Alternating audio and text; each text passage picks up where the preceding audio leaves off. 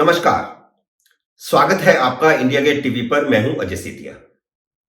मित्रों, शायद यह खबर आपके दिमाग से ओझल हो गई होगी कि सीबीआई ने हाल ही में एफसीआई के अफसरों, चावल मिल मालिकों और आड़तियों के पंजाब, हरियाणा और दिल्ली में 50 ठिकानों पर छापे मारे थे। एफसीआई का एक अफसर Rakesh Mishra, deputy general manager, एक मिल मालिक से 50,000 रुपए की रिश्वत लेते हुए गिरफ्तार हुआ था और उसके बाद छापेमारी हुई। शायद यह खबर भी आपके दिमाग में आई गई होगी कि इसी हफ्ते राकेश टिकैत ने भारत जोड़ो यात्रा कर रहे राहुल गांधी से हरियाणा में जाकर के मुलाकात की थी। यूपी में उनको न्योता दिया गया था, लेकिन वह भारत जोड़ो यात्रा में शामिल नहीं हुए थे। लेकिन जब यह घटनाक्रम शुरू हुआ एफसीआई वाला, तो वह हरियाणा में जाकर के और बाकी किसान नेताओं को भी साथ ले जाकर के कुरुक्षेत्र में राहुल गांधी से उन्होंने मुलाकात की। आपके दिमाग में यह तो कतई नहीं आया होगा कि इन दोनों खबरों का आपस में कोई संबंध है। इतना ही नहीं, बल्कि इन दोनों खबरों का 2020-21 के किसान आंदोलन से भी सीधा संबंध है।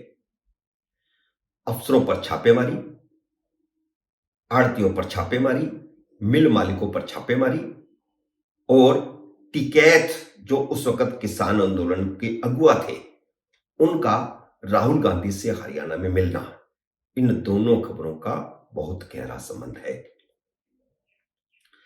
आज इस वीडियो में मैं इस संबंध के पूरे सूत्र खोलूंगा कि क्यों भारत जोड़ो यात्रा में वह शामिल हुए।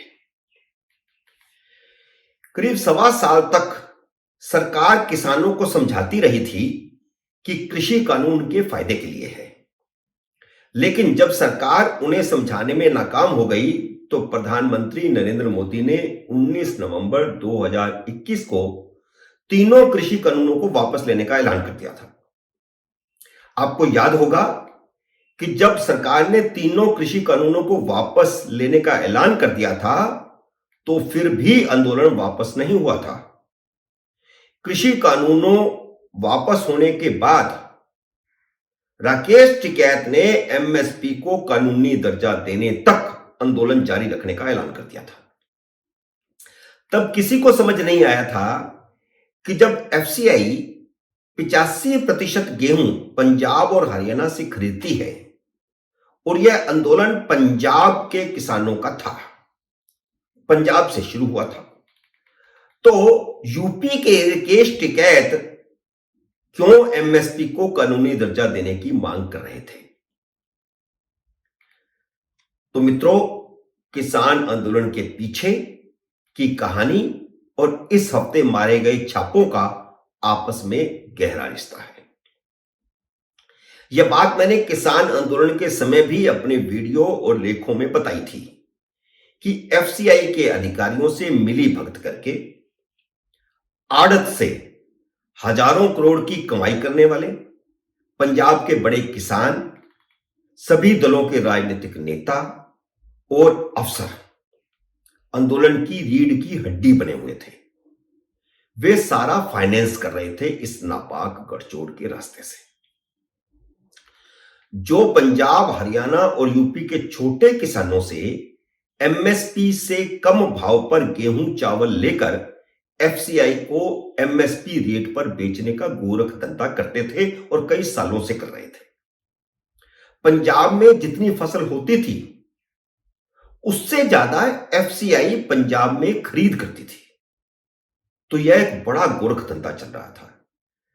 यूपी के, पश्चिमी यूपी के खासतौर पर कुछ इलाकों से पंजाब के आड़ती वहां जाकर के धान और गेहूं खरीदते थे, जो बेटर क्वालिटी का नहीं होता था, जो घटिया क्वालिटी का होता था, और वह एमएसपी पर जाकर के एफसीआई को बेच देते थे और एफसीआई उनको राशन की दुकानों पर भेजती थी। सभी दलों के नेताओं, सरकारी अफसरों और बड़े किसानों की आड़त की दुकानें हैं, इन्हीं के शेलर हैं, इन्हीं के गोदाम हैं। सच यह है कि भ्रष्ट अफसरों से इनकी मिली भगत के चलते छोटे किसानों को कभी एमएसपी मिली ही नहीं।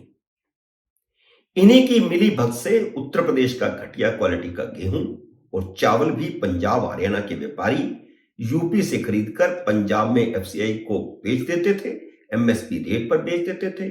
और बढ़िया क्वालिटी का जो गेहूं पंजाब का होता था उसको शेलर और आटा मिल मालिक खरीद लेते थे और ये घटिया गेहूं राशन की दुकानों पर भेज दिया जाता था। इस गैंग को डर था कि सरकार धीरे धीरे एमएसपी बंद कर देगी तो उनका यह सारा गोरख धंधा चौपट हो जाएगा। जैसा कि मैंने पहले बताया, इसमें पंजाब के और हरियाणा के भी सभी बड़े राजनीतिक दलों के नेता शामिल थे, सभी बड़े अधिकारी शामिल थे जिन्होंने अपने गोदाम बनाए हुए थे और एफसीआई को किराए पर दिए हुए थे। तो हर व्यक्ति का कोई ना कोई गोरख धंधा चल रहा था और यह एक गैंग बना हुआ था। आपको याद होगा कि इस गोरख धंधे को चौपट करने के लिए मोदी सरकार ने एमएसपी पर खरीदी गई फसल का पैसा सीधे किसान के खाते में जमा कराने का ऐलान किया था। जब किसान आंदोलन बंद हुआ तो उसके तुरंत बाद सरकार ने यह ऐलान कर दिया। इससे भी खलबली मच गई। इसी जो आंदोलन की बैक पर थे जो लोग, उनमें खलबली मच गई क्योंकि उन्हीं का तो गोरख धंधा फिर बंद हो रहा था। यूपी के किसानों को कैसे एफसीआई पैसा देती, क्योंकि पैसा तो पंजाब के किसानों को और हरियाणा के किसानों को मिलना था जिनकी खरीद की गई है फसल, और पंजाब में की गई है, हरियाणा में की गई है। तो यूपी के किसानों को कैसे मिलता और आड़तियों को कैसे मिलता? जैसा कि मैंने पहले बताया, जितनी पंजाब और हरियाणा में फसल होती है किसान की, उससे ज्यादा एफसीआई खरीद कर रही थी। इससे उन आड़तियों की कमर टूट गई जो यूपी से टिकैत जैसे बड़े किसानों का घटिया गेहूं और धान खरीदकर एफसीआई को बेच रहे थे। देश भर से शिकायत आ रही थी कि राशन की दुकानों से उपभोक्ताओं को बहुत ही घटिया किस्म का गेहूं और चावल मिल रहा था, जबकि एफसीआई के अफसर मिली भगत करके बेहतर गेहूं और चावल मिल मालिकों को सस्ते में दे देते थे। मई 2022 में इस संबंध में एक एफआईआर दर्ज की गई थी। एफआईआर में एफसीआई के कार्यकारी निदेशक सुदीप सिंह समेत 74 लोगों के और संस्थाओं के नाम थे, जिसमें अधिकारियों, चावल मिल मालिकों और बिचौलिए भी शामिल थे।